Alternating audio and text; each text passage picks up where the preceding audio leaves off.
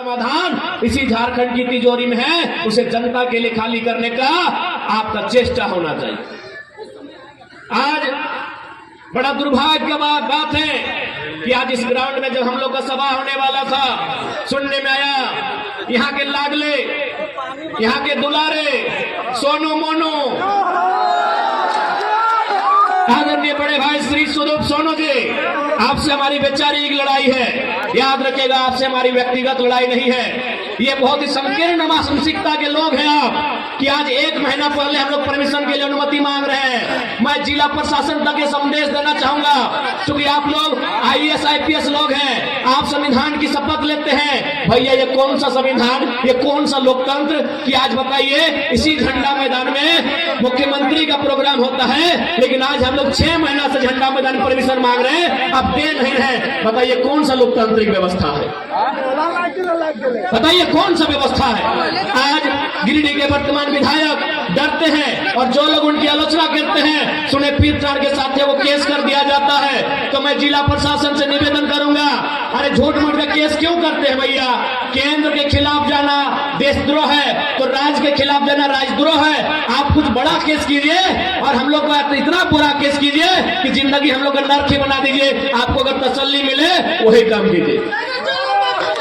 आप ये अन्याय का काम करते हैं, ताज्जुब होता है कि आप किनके इशारों पे काम करते हैं। अरे IAS IPS लोग मिनिमम ग्रेजुएशन होते हैं और ये झारखंड सरकार के 5वीं क्लास मंत्रियों की बात सुनते हैं, ये दुर्भाग्य का विषय है। अभी उनका गलत बात सुनते हैं, उनका गलत बात सुनते हैं। ठीक है, वो सरकार में है, सरकार का बात मानना कार्यपालिका का मतलब होता है, कार्यपालिका का नियम होता है, लेकिन आप एक विधायक के कहने पर पीरटार के दर्जनों छात्रों पर केस सिर्फ इसलिए करते हैं क्योंकि उनके खिलाफ बात करते हैं। आज ये लोग लोकतंत्र की बात करते हैं, क्या इन्हें मालूम है लोकतंत्र क्या है? लोकतंत्र में आलोचना का क्या स्थान है? मैं आपको बताना चाहूंगा। इस देश के पहले प्रधानमंत्री माननीय पंडित जवाहरलाल नेहरू, उनका जन्मदिन था। उनके जन्मदिन पर पूरे देश से कवियों को निमंत्रण दिया गया था। उस कवियों की भीड़ में एक नौजवान नागार्जुन भी था। नागार्जुन ने क्या कहा था पता है? पंडित नेहरू के सामने कहा था कि वतन बेचकर नेहरू फूले नहीं समाते हैं। नागार्जुन ने कहा था कि वतन बेचकर पंडित नेहरू फूले नहीं समाते हैं, फिर भी गांधी की समाधि पर शीश नवाने जाते हैं, शीश नवाने जाते हैं।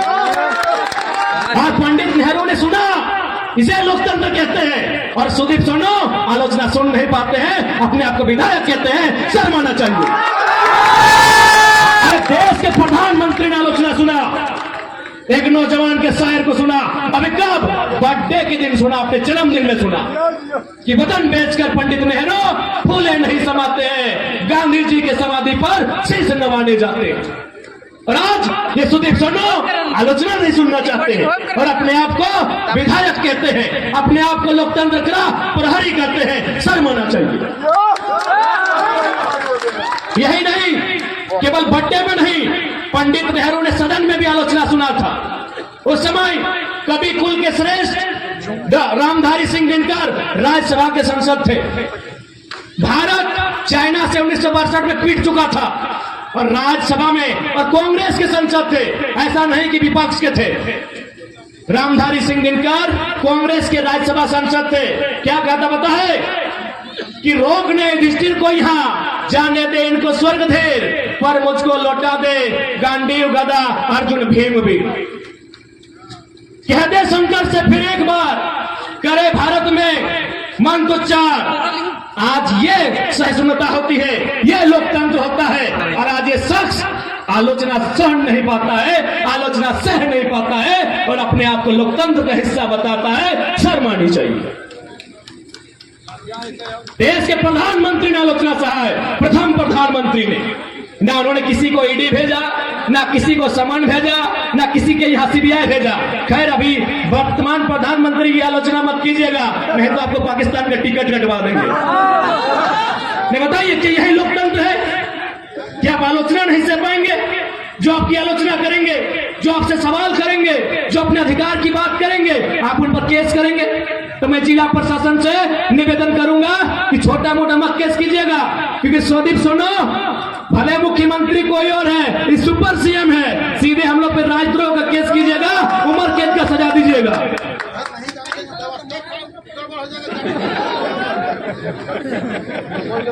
मैं जिला प्रशासन से निवेदन करूंगा, क्या झूठ-मूठ का केस करते हैं, 107 करते हैं, 353 करते हैं। अरे कोई ऐसा मुकदमा कीजिए जो हम लोग को सीधे उम्र कैद की सजा हो, उसे हम लोग स्वीकार करेंगे।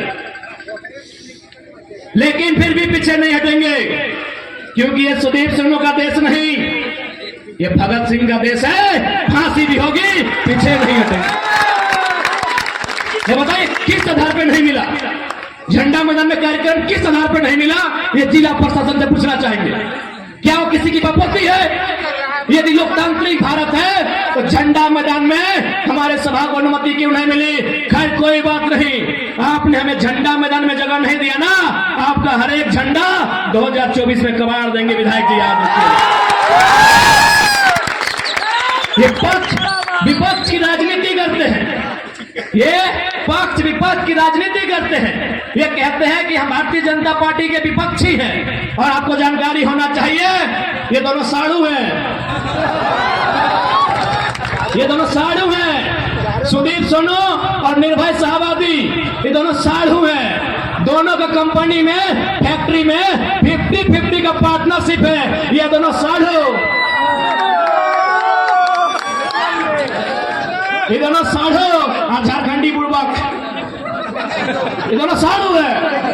खाली झूठ मूठ में लोग ड्रामा करता है, इसलिए अब ना यहाँ एनडीए की बात होगी, ना यूपीए की बात होगी, तो झारखंड की माटी में इस मिट्टी को बचाने की बात करेगा, उस पार्टी की बात होगी। दोनों साड़ू है। सुने डीसी का भी योगदान है, अब वर्तमान की पूर्व नहीं मालूम। दोनों साड़ू को डीसी भी सहयोग करते हैं कि कहे आप लोग अकेले माल हड़प रहे हैं, 2-4 हिस्सा हमें भी दीजिएगा। यही हमारे लोकतंत्र की तस्वीर है आपके साथ।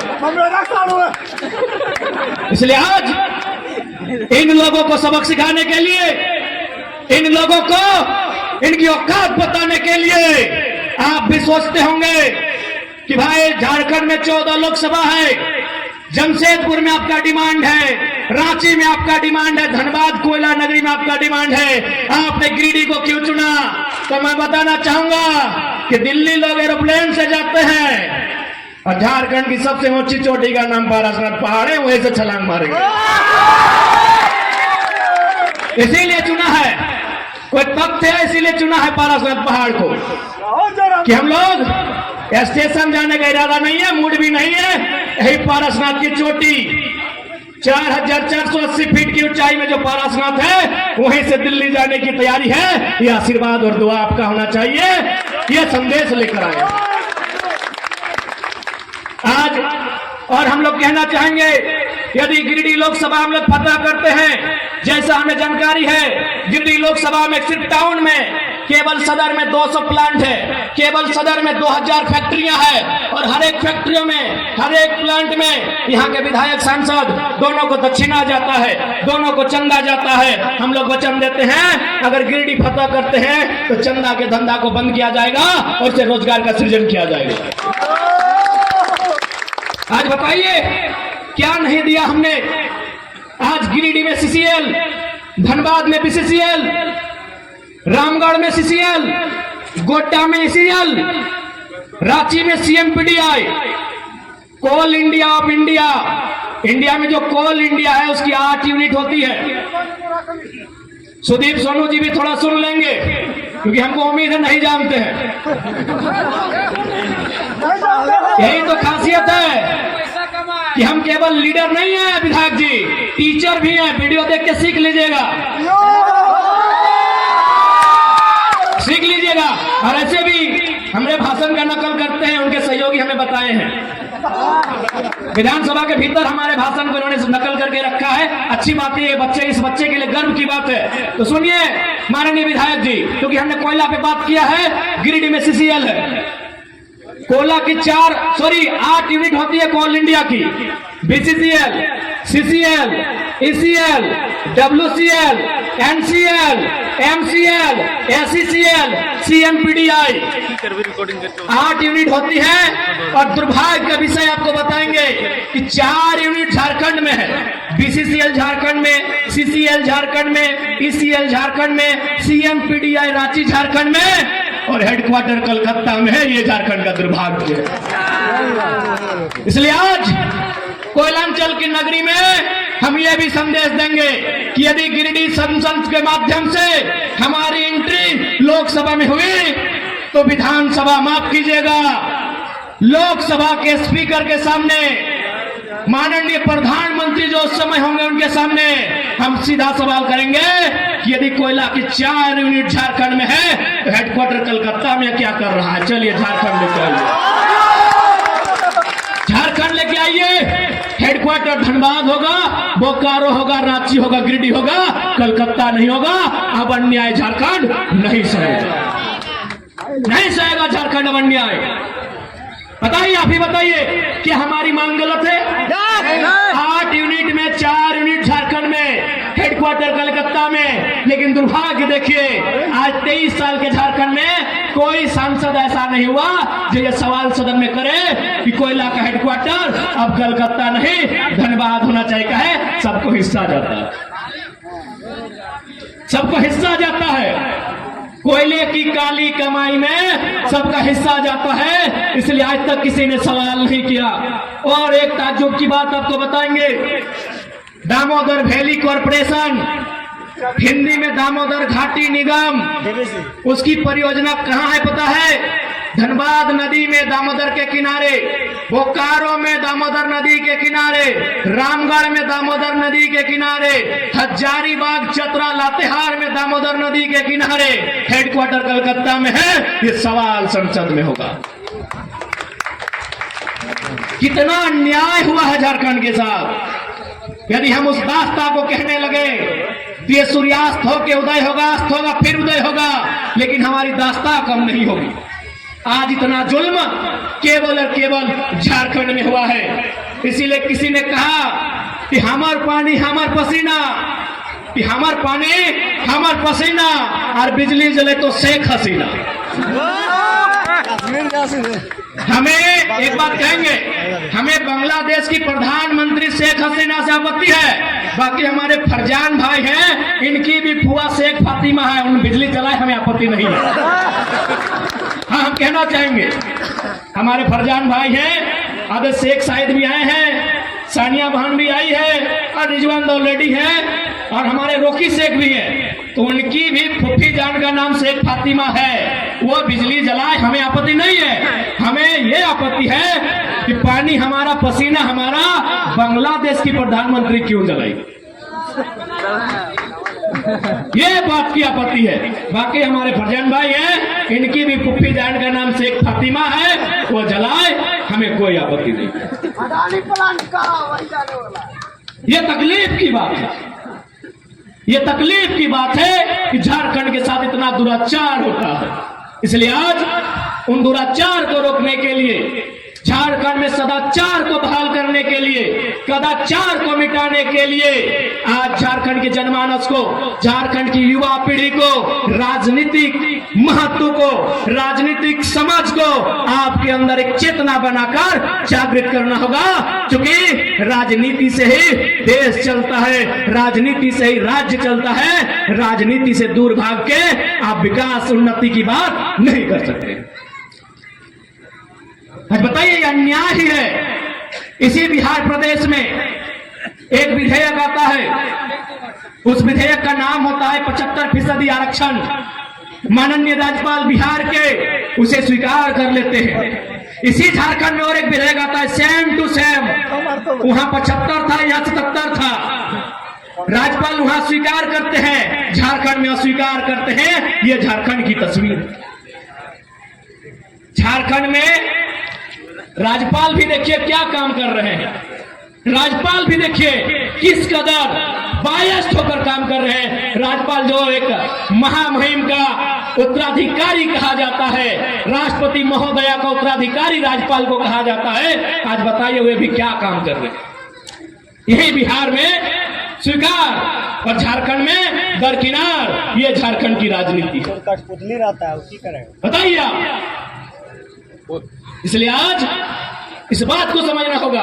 बिहार में क्यों पारित हुआ पता है? बिहार में 243 विधायक बैठते हैं, 243 के 243 कट्टर बिहारी हैं। बहुत खुशी की बात है, क्योंकि ये लड़ाई झारखंडी बिहारी, झारखंडी बंगाली की नहीं है। बिहार में ये पारित हुआ।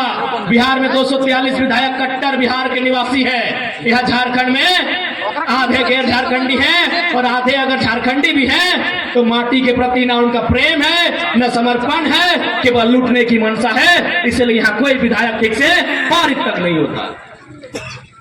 इसलिए आज तमाम नौजवानों को इस राजनीति को बदलना होगा और विश्वास कीजिए, विश्वास कीजिए। जिस दिन नौजवान आई हेट पॉलिटिक्स नहीं, आई लव पॉलिटिक्स कहेंगे, कसम से बदलाव होगा। आज एक वो लड़का, साधारण सा लड़का, 2 साल पहले जिसको कोई जानता नहीं था, आज राजनीति में ईमानदारी पूर्वक आया है, समर्पित भाव से आया है और संविधान को पढ़ के आया है। इतना ताकतवर बना है कि गिरिडीह और धनबाद में लोग हिम्मत नहीं कर रहे कैंडिडेट कौन होगा।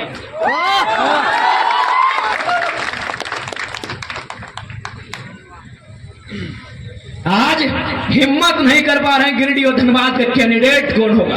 एक लड़का, एक 29 साल का लड़का आज दुनिया की, इस विश्व की सबसे बड़ी पार्टी को सोचने पे मजबूर किया है। सोचिए, एक के जगह जिस दिन 1000 नौजवान ऐसे आएंगे, क्या बदलाव राज्य में हो सकता है। सोच के देखिए, एक लड़का, एक आवाज, एक दहाड़ और दिल्ली आज डगमग है। आज माननीय अमर कुमार बावरी भारतीय जनता पार्टी से विपक्ष का नेता है। इसमें उनकी काबिलियत नहीं है महोदय, क्योंकि वो जेबीएम से विधायक थे, दल बदलू है, लेकिन फिर भी भारतीय जनता पार्टी में सम्मान मिला क्योंकि आंदोलन हो रहा था बोकारो में और आंदोलन टाइगर से राम महतो कर रहा था। यही मांडू के विधायक माननीय श्री जयप्रकाश भाई पटेल आज विपक्ष के सचेतक बने हैं। ये भी दल बदलू है, झारखंड मुक्ति मोर्चा से बीजेपी में गए हैं। ये सम्मान उनकी योग्यता पे नहीं मिला है। देखा कि कौन लड़का है, नारे एक रे धरवा के लग रहे जादू है। चलिए एक ऊपर उठाइए, एक को ऊपर उठाइए, अगला को दबाना है। तो ये 2 साल का रिपोर्ट कार्ड है आपके सामने। एक महोदय गए रामगढ़ से सांसद राज्यसभा, बुढ़ारी उम्र में गए हैं। क्यों? क्योंकि बिहार के माननीय नीतीश कुमार ने भी देखा कि आंदोलन करने वाले लोग कौन हैं, राज्यसभा भेजने का काम किया। एक लड़का आज राज्य में उथल पुथल मचा के रखा है और शायद हो सकता है कि धनबाद, जिसे पूरे झारखंड की 14 लोकसभा में हॉट सीट कहा जाता है, कोयला का सल्तनत कहा जाता है, उस कोयले की सल्तनत में 1952 में पहला चुनाव हुआ था। शायद 2024 में उम्मीद है पहली बार कोई खतियानी बेटा को नेशनल पार्टी शायद टिकट दे दे। ये उसकी योग्यता नहीं होगी, ये एक लड़के की धाकड़ आवाज का परिणाम है। एक लड़के की आवाज का परिणाम है। एक लड़के की आवाज से आज झारखंड की राजनीति की तस्वीर बदली है। सोच के देखिए, वो संख्या जिस दिन 100 होगी, वो संख्या जिस दिन 1000 होगी, वो जिस दिन संख्या लाख होगी, और खासकर जिस दिन संख्या लाख होगी, अच्छे अच्छों की खाक हो जाएगी। इस बात को याद रखिए। बताइए, दुनिया की सबसे बड़ी पार्टी कितना मेहनत करती है। भले हम भारतीय जनता पार्टी की नीतियों की आलोचना करते हैं और करेंगे, लेकिन इस बात की प्रशंसा कीजिए कि दुनिया की सबसे बड़ी पार्टी, उसको इतना फुर्सत है कि जयराम महतो को वॉच कर रही है, रिपोर्ट भेज रही है कि गिरिडीह धनबाद खबरदार। दुनिया की सबसे बड़ी पार्टी इस लड़के को वॉच कर रही है, पल पल का खबर भेज रही है कि गिरिडीह लोकसभा, धनबाद लोकसभा में खबरदार। यह एक पारसनाथ का मतवाला टाइगर आया है जो किसी से झुकने वाला नहीं है। वो जब बोलता है सबकी खोल के रख देता है। सोचिए, इसलिए आज नौजवानों, इसलिए नौजवानों, मैं आपसे आग्रह करूंगा, राजनीति को समझिए। इसलिए आप लोग राजनीति को समझिए। राजनीति को नहीं समझेंगे तो हमारा हाल क्या होगा। बहाली अब देखिए ना, जनरल कोटा में 61 बहाली था, 61 बहाली था ना। जनरल कोटा में शिक्षकों की थे ना, जेई, सॉरी माफ कीजिएगा, जेई में 61 बहाली था। आपको जानकारी होना चाहिए, 39 यूपी बिहार राजस्थान के लोग ले गए, आपके हिस्से में 22 आया। और कसम से बोलते हैं उस 22 में भी बहुत सारा बिहार का लोग झारखंडी बना है। बना। अरे ये तो मालूम हुआ कि अभी उसका मूल पता क्या है। बताइए आपके हिस्से में क्या आ रहा है? 0। अभी बताइए, पढ़ने लिखने वाले नौजवान, गिरिडीह, हजारीबाग, धनबाद, ये पढ़ा लिखा क्षेत्र है, पढ़ाई लिखाई में कोई कमी नहीं है, लेकिन देखिए आपके हिस्से को कहां बेचा जा रहा है। हम वोट बेचते हैं, वो हमारी नौकरियों को बेचते हैं। 27 लाख में पेपर लीक हुआ, मालूम होगा आपको। सीजीएल की परीक्षा आप भी दिए थे, नौजवान यहाँ बैठे हैं। यहाँ मुझे लगता है दर्जनों नौजवान हैं जो सीजीएल की परीक्षा में बैठे हैं। बताइए कितना अन्याय इस राज्य के साथ होता है। आप सोच के देखिए क्या अन्याय इस राज्य के साथ होता है। आइए से बैठिए। और हमारे बहुत सारे अतिथिगण आए हैं, रामगढ़ से, बगोदर से, मनोज दा भी आए हैं, रवि जी भी आए हैं। आप लोग मंचासीन होंगे तो सोच के देखिए क्या व्यथा है झारखंड की। क्योंकि मेरी आवाज इस ग्राउंड के अलावे चारों ओर जा रही है, वहां शायद अन्य राज्यों के लोग रहते हैं, खासकर बिहार बंगाल के लोग जरूर रहते हैं, उत्तर प्रदेश उड़ीसा के लोग भी रहते हैं। मैं स्पष्ट कहना चाहूंगा, बिहार को हम बड़ा भाई मानते हैं, बंगाल भी हमारा बड़ा भाई है, उड़ीसा भी हमारा बड़ा भाई है। 1912 में बिहार अलग हुआ, 1936 में उड़ीसा अलग हुआ, 2000 में झारखंड अलग हुआ। भैया जब 1912 में बिहार अलग हुआ, बंगाल वालों ने आज तक बिहार में एक भी डाका नहीं डाला है। क्या आपके पास एक भी इतिहास है कि जब बंगाल प्रेसिडेंसी से सन 1912 में बिहार अलग हुआ, उसके बाद बंगाल के किसी मूल निवासी ने बिहार में कोई दखल अंदाजी किया हो? क्या आपके पास डाटा है? एक भी डाटा है? नहीं है, क्योंकि बंगाल ने बिहार को भाई मान के अपना हिस्सा अलग कर दिया। ठीक फिर बिहार से 1936 में उड़ीसा अलग हुआ। क्या बिहार के लोगों ने उड़ीसा में दखल अंदाजी किया है? नहीं किया है। लेकिन जैसे ही झारखंड अलग हुआ, सब लोग यहाँ टांग गड़ा के बैठे हैं। ये दुर्भाग्य का बात है। हम स्वीकार करते हैं कि बंगाल हमारा बड़ा भाई, बिहार हमारा मंझिला भाई, उड़ीसा हमारा संझिला भाई और झारखंड छोटा भाई। बंगाल के पास 88,752 वर्ग किलोमीटर की धरती है, बिहार के पास 94,163 वर्ग किलोमीटर की धरती है, उड़ीसा के पास 1,55,707 वर्ग किलोमीटर की धरती है और झारखंड के पास सबसे कम 79,714 वर्ग किलोमीटर की धरती है। भैया जब हम आपकी जमीन पे नजर नहीं गड़ाते हैं, आपको कोई अधिकार नहीं है हमारी जमीनों पर, हमारे रोजगार पर नजर गड़ाने का। एक छोटा भाई आपको संदेश देता है। अरे भाई बिहार के लोग बंगाल में भी है, उड़ीसा में भी है, वहां कभी नहीं बोले भोजपुरी लागू कीजिए, झारखंड ही चाहिए। 15 लाख है बंगाल में बिहार के लोग, उड़ीसा में भी 6-7 लाख है, लेकिन कभी नहीं बोला उनको झारखंड ही चाहिए। ठीक उसी प्रकार बंगाल के लोग उड़ीसा में हैं, लेकिन कभी नहीं बोला कि बंगला की भाषा उड़ीसा में लागू की जाए। इन्हें सबको केवल झारखंड चाहिए, लूटने के लिए, खसोटने के लिए, चबाने के लिए झारखंड चाहिए। यह अन्याय केवल हमारे साथ होता है। आज बड़ा दुर्भाग्य का विषय है कि झारखंड की व्यथा पर कोई बात नहीं करता है। आज सुनने में आया माननीय मुख्यमंत्री जो पूर्व में उनकी अर्धांगिनी भावुक होकर रो रही थी। एक स्त्री की रोने पर हम लोग कटाक्ष नहीं करेंगे, उनकी रोना को हम लोग भी समझते हैं, क्योंकि हम भी एक शहीद पिता की संतान है। और मेरी माता उस समय मात्र 28 वर्ष की थी जब मेरे पिताजी का स्वर्गवास शहादत हुआ था। यानी एक स्त्री की व्यथा को मैंने देखा है, समझा है, लेकिन इस बात का तकलीफ है कि हमारी माननीय मुख्यमंत्री पूर्व उनकी अर्धांगिनी झारखंड के दुख दर्द पे नहीं, अपने निजी दुख दर्द पे रो रही थी। इस बात की तकलीफ है। आदत पड़ गया खाने का ना हो। अगर ठीक है, यदि आपके पतिदेव आज जेल चले गए, कल वापस आएंगे और शायद मुख्यमंत्री भी बनेंगे, लेकिन क्या आप उत्तर देंगे? क्योंकि आप उसी सरकार का अंग हैं, उसी सरकार के अंग थे। शहीद सुनील महतो, उनका मर्डर हुआ है, बताइए एनआईए जांच कब करेगी आपकी सरकार? अरे आपके पति जेल गए तो आपको तकलीफ हुई, हम उस तकलीफ में आपके साथ हैं, लेकिन बताइए उनका मर्डर हुआ है, आपकी पार्टी का है और आपके मुख्यमंत्री को फुर्सत नहीं मिलता है। 5 किलोमीटर तो मुख्यमंत्री का घर है, समाधि स्थल नहीं जा पाए। क्यों झारखंड सवाल नहीं करेगा? अगर रोना है तो रोने पर भी इंसाफ हो। यदि महोदया का रोना इसलिए कि उनके पति जेल में गए हैं, तो जो इस दुनिया में नहीं उनकी आंसू का हिसाब कौन करेगा? शहीद सुनील महतो की पत्नी का जो विलाप है उसे शांत कौन करेगा? एनआईए जांच की अनुशंसा राज्य सरकार केंद्र को कब भेजेगी, उस इंतजार में है।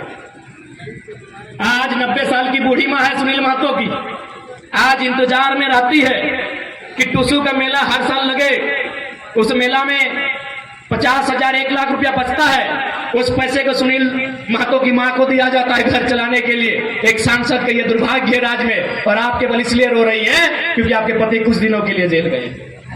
आपकी सहानुभूति में साथ हैं, झारखंडी होने के नाते उनके विचारों से हमारी लड़ाई है, हम आपके साथ हैं, लेकिन आपको इस बात को भी याद रखना होगा, इसी राज्य में आप ही के पार्टी के सांसद की एक नहीं महोदया 12 गोलियां कम दनादन सीने में उतारी गई है, उस पर आंसू कब आएगा, ये सवाल पूछता है झारखंड। 12 गोली शहीद सुनील महतो की चौड़ी छाती में, पारसनाथ से भी मजबूत छाती में एक नहीं 1 दर्जन गोलियां दागी गई थी। उसका हिसाब कौन लेगा? उस शहादत का हिसाब कौन लेगा? क्या उत्तर है झारखंड मुक्ति मोर्चा जो आज वर्तमान में सरकार है, और ये उछल कूद करने वाले विधायक, इनके पास क्या उत्तर है? लोकतंत्र के मूल्यों की अवहेलना करने वाले माननीय श्री सुदीप सोनू जी एक बात स्पष्ट कहेंगे, आप बहुत ही पूर्वाग्रह से ग्रसित व्यक्ति हैं। पहला बात, बायस नेचर के लोग तो राजनीति में होने नहीं चाहिए, राजनीति में संतों को आना चाहिए। तो सामने बैठकर अगर आप गाली दें वो स्वीकार करना जाने, ऐसे लोगों को राजनीति करनी चाहिए। आज आपने पीरटांड़, सुनिए सोनू जी, जब गिरिडीह सदर ने आपको धुतकार दिया था, सुनिए झारखंड मुक्ति मोर्चा के नूनू सोनू जी, जब गिरिडीह सदर में 2 बार हारे थे ना, गिरिडीह सदर में 2 बार पानी पानी हुए थे, यही निर्भय सदाबादी जो आपके साड़ू हैं, जिनके साथ आपका व्यापार चल रहा है, 2 बार उठा के पटका था, पानी पानी हो गए थे सोनू जी। तब पता है किसने आपको वोट देके जिताया था? पीरटांड़ की धरती ने, याद रखिएगा। अरे आपको गिरिडीह ने पूछा भी नहीं था, सुनिए सोनू जी, गिरिडीह ने आपको पूछा नहीं, आपको छूछा बनाया था गिरिडीह ने, आपको पीरटांड़ ने प्यार दिया, दुलार दिया, और बदले में आपने क्या दिया? FIR दिया है। नक्सली बनाने की धमकी देते हैं तो कसम से याद रखिएगा, मरना तो सबको है, पागल मत कीजिएगा ना। जिस दिन पगला गए ना, पगला गए ना, पीरटांड़ तो छोड़िए, एक गांव में घुसने देंगे सोनू जी, एक गांव नहीं घुसने देंगे। बहुत बड़ा सरकार का नूनू बन के बैठे हैं, एक गांव नहीं घुसने देंगे पीरटांड़ का। मजाक समझ लिए क्या? केस करेंगे, चुन चुन के केस करेंगे, अरे घंटा कर लेंगे केस से।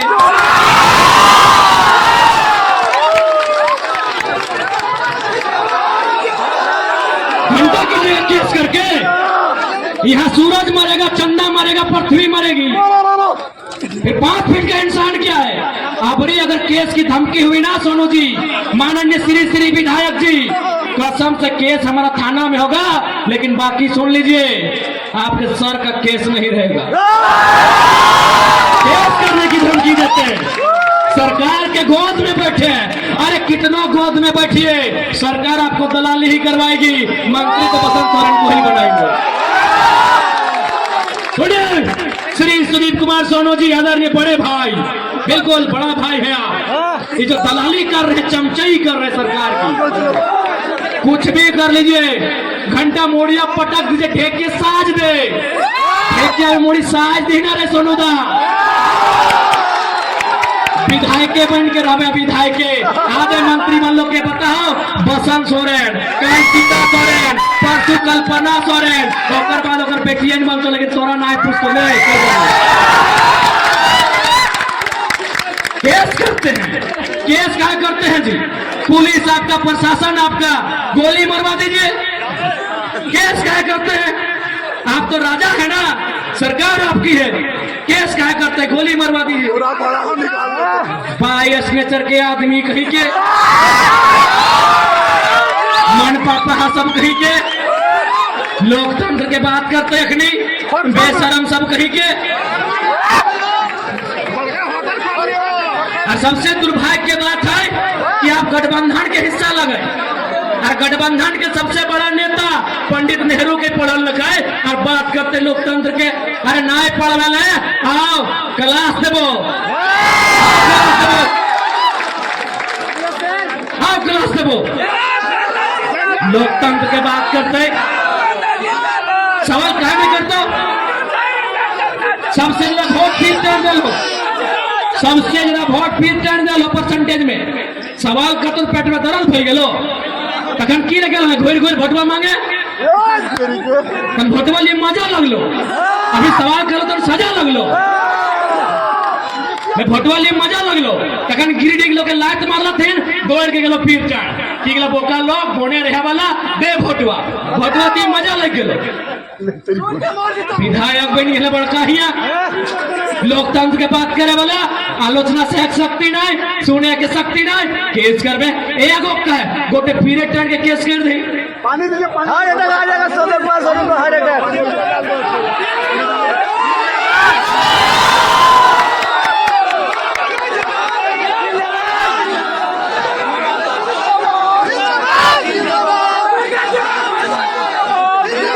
इसलिए सीधा संदेश देंगे विधायक जी,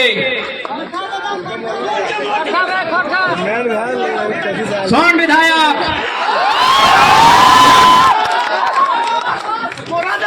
कनवा में कड़वा नहीं, भेंड्रिक तेल लगा के सुन। और ऐसे भी सबसे ज्यादा भाषण हमारे तो ही सुनने हैं, नुकाए नुकाए सुनने हैं, बिना फॉलो करके, बिना सब्सक्राइब करके सुनने हैं। बिना सब्सक्राइब बिना फॉलो करके सुनो, हमारा रिपोर्ट है रोज। आज तो एकदम पहले हुआ मुख्यमंत्री के हुआ सही थे, कहते छोड़े की कहले देखाओ, आज तो कसम से अगर हालत खराब है।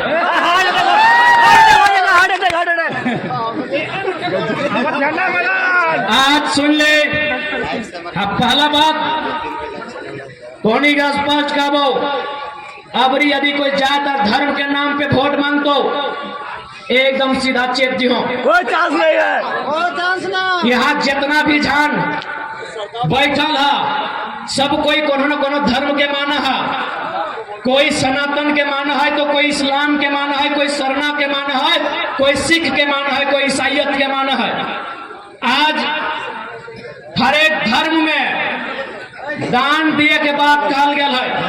यदि इस्लाम के बात करबे तो जकात के व्यवस्था है। जकात के मतलब अपन संपत्ति के, अपन कमाई के 2.5% गरीब में, पड़ोसी में, गरीब गुरबा में दान देना। सिख धर्म के बात करबे तो ओकरो में 5% गुरुद्वारा के दान देना, ताकि वहाँ फ्री में लंगर मिलता है। डॉक्टर अंबेडकर के विचार के मानने वाला के बात करवाए तो डॉक्टर अंबेडकर भी बोला 10% अपन कमाई के दान देना, ताकि शोषित वंचित के अंबेडकर बने के मौका मिलता है। और अगर सनातन के बात करवाए तो सनातन के एगो संत हल, उनका नाम था स्वामी विवेकानंद। उन्होंने एक लाइन कहा था कि यदि आप भगवान को 56 प्रकार का भोग चढ़ा रहे हैं और पड़ोस का बच्चा यदि भूख से रो रहा है तो आप पुण्य के नहीं पाप के भागी हैं, तो सवाल कीजिएगा।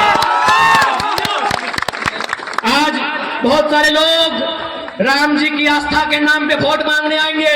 सवाल कीजिएगा कि राम जी पापियों को नहीं माफ करते हैं। एक स्वास्थ्य मंत्री सदन में राम जी का नाम लेकर अपनी बात को रख रहे थे। राम जी का नाम लेना चाहिए, बहुत अच्छी बात है। लेकिन एक बात बताइए, उसी स्वास्थ्य मंत्री ने अपने टाइम में जब मंत्री थे 100 करोड़ का घोटाला किया था।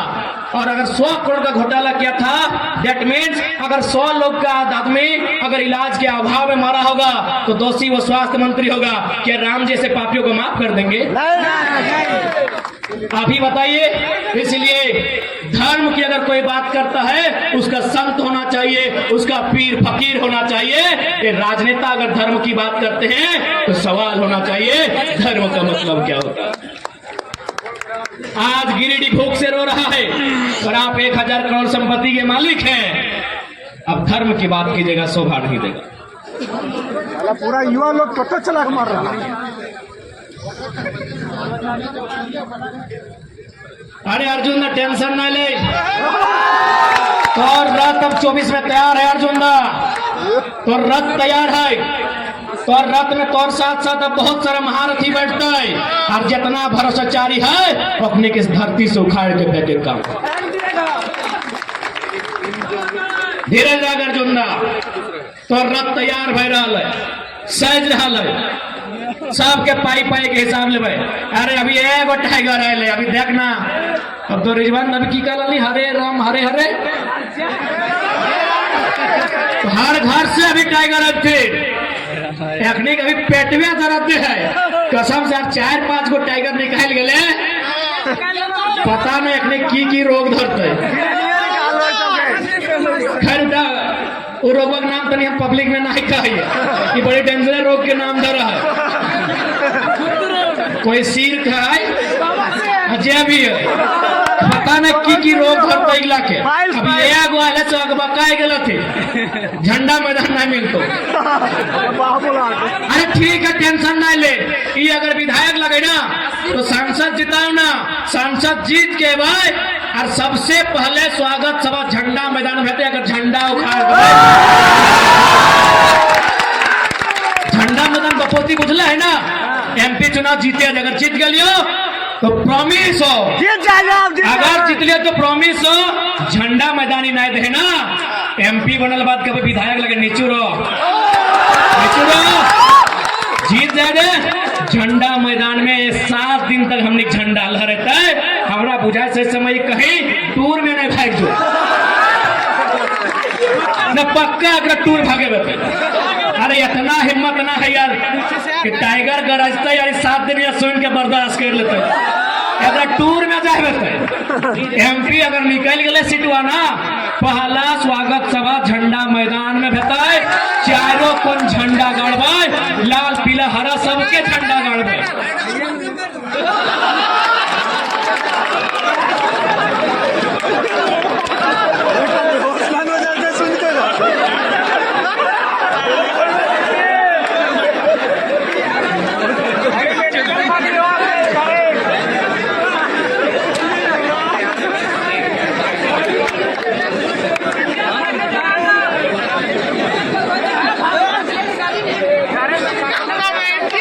अरे तोहनी टेंशन मत ले, कह दिले ना।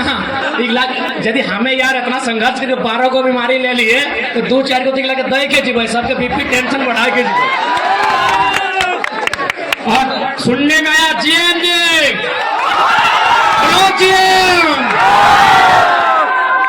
अगर MP बन गया है ना, दुनिया के किसी कोने में रहो, बिजली काटा है ना, बिजलियां काट ले रे GM। कसम से खाली एगो 2 सीटवा जीते दे, बिजलियां काट ले हैं। तोर घर कहाँ, तोर पता कहाँ, तोर ठिकान कहाँ, सब पर्चिया पॉकेट में ले के चलबो। ओकर बाद रे GM के ऑफिस में बैठे हैं, सांसद बोलने बताओ हम कहाँ बैठवाए, PM के ऑफिस में बैठवाए। बिजली काटे हैं रे चोरा, बिजली काटे हैं। जैसे तोर बप्पा के खेत से पानी निकलल हो, तोर बप्पा के नदी, तोर बप्पा के कोयला खदान, बिजली काटले हैं। रोग समय आव है, रोग ठीक पानी पत्थर काटे रे, पानी काटले है, बिजली काटले है ना, हिसाब करबो तो रोग। पद के दुरुपयोग कर ले हैं GM, अपन पद के दुरुपयोग कर ले हैं। अभी लोकतांत्रिक भारत में इस सोनू जी के बात मान ले हैं GM साहब, रोक रोक थीर कर करो हिसाब लेबो थीर कर बड़का जीएम बनल है ना कितना भसलग लगे सटा हिसाब किताब सब बेटो बिजली काटल है साढ़ू बेटा के नौकरी दे है जकरा देना है दैले साढ़ू बेटा के देना है सरोजिन के बेटा के देना है 24 तक जकरा देना है दैले